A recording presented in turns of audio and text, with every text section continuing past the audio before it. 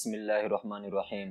دوستو، جیسا کہ آپ جانتے ہیں ہمارے عید الاضحیٰ کے مبارک دن قریب آ رہے ہیں، جس میں ہم بڑے شوق اور جذبے کے ساتھ قربانی کو پیش کرتے ہیں، جو کہ ایک اہم واجب عبادت ہے۔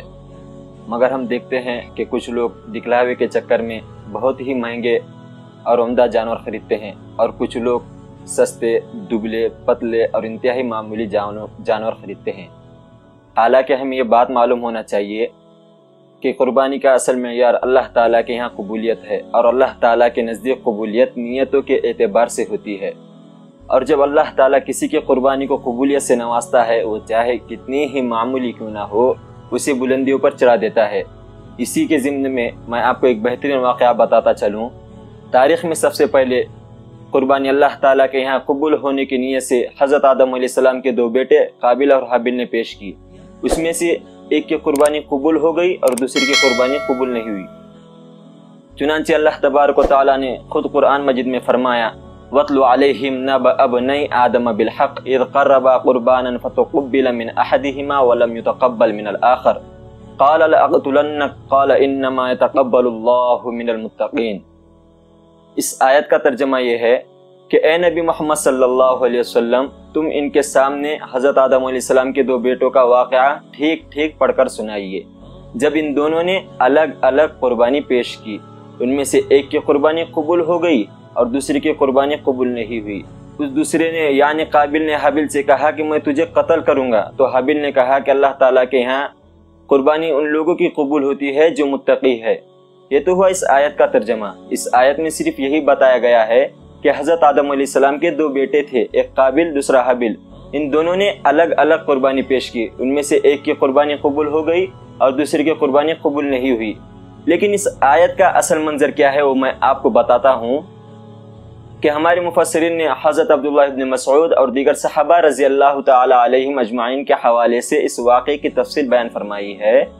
وہ یہ ہے کہ حضرت آدم علیہ السلام کے دو بیٹے تھے، ایک قابل دوسرا حابل، اور اس وقت دنیا کی آبادی صرف حضرت آدم علیہ السلام کی اولاد پر مشتمل تھی، اس لیے ان کی اہلیہ ہر حمل میں دو جڑوے بچے پیدا کرتی تھی۔ ان میں سے ایک لڑکا پیدا ہوا کرتا تھا، دوسری لڑکی پیدا ہوا کرتی تھی، اس لیے ان دونوں کے درمیان نکاح حرام تھا۔ لیکن ایک حمل میں پیدا ہونے والا لڑکا دوسرے حمل میں پیدا ہونے والی لڑکی سے نکاح کر سکتا تھا۔ قابل کے ساتھ جو لڑکی پیدا ہو گئی تھی وہ انتہائی خوبصورت تھی، اس لیے وہ اس سے نکاح کرنا چاہتا تھا، لیکن اس کی جڑواں بہن ہونے کی وجہ سے وہ اس پر حرام تھی۔ اس کے باوجود بھی وہ اس بات پر ڈٹا رہا کہ میں اسی سے نکاح کروں گا، اور حابل کے لیے وہ لڑکی حرام نہیں تھی، اس لیے وہ اس سے نکاح کرنا چاہتا تھا۔ جب ان دونوں کے درمیان اختلاف حد سے زیادہ بڑھ گیا تو ان دونوں کے درمیان یہ بات طے ہو گئی کہ ہم اللہ تعالیٰ کے یہاں کچھ قربانی پیش کریں گے، اس میں سے جس کی قربانی قبول ہوں گی اللہ تعالیٰ کے یہاں، اس کی بات برحق اور سچ سمجھی جائیں گی۔ روایت میں آتا ہے کہ حابل نے دمبا پیش کیا اور قابل نے غلہ یا اناج پیش کیا۔ اس وقت کا دستور تھا جب کسی کی قربانی قبول ہوتی تو آسمان سے ایک آگ آتی اور اس کو کھا لیتی۔ تو ہوا یوں کہ حابل کے قربانی کو آگ نے کھا لیا اور قابل کی قربانی کو آگ نے نہیں کھایا۔ اس واقعے سے معلوم ہوا کہ سب سے پہلے ان دونوں نے قربانی پیش کی۔ قربانی کا عبادت ہونا ہر ملت اور ہر قوم میں رہا، لیکن اس کی پہچان حضرت ابراہیم علیہ السلام اور حضرت اسماعیل علیہ السلام کے واقعے سے ہوئی۔ اللہ تبارک و تعالیٰ کو ان دونوں کی قربانی اتنی پسند آئی کہ ان کی یاد میں اللہ تعالیٰ نے امت محمدیہ پر قربانی کو واجب قرار دیا۔ تو آپ نے دیکھا کہ حابل نے ایک معمول سے دمبے کی قربانی پیش کی، مگر جب اللہ تعالیٰ نے اس کو قبولیت سے نوازا تو اس کو اس درجے تک پہنچا دیا کہ آج تک جتنے مسلمان اس قربانی کا فریضہ انجام دے رہے ہیں، یہ اسی دمبے کی قربانی کے یاد میں دے رہے ہیں، اور ہم بھی انشاءاللہ دیتے رہیں گے۔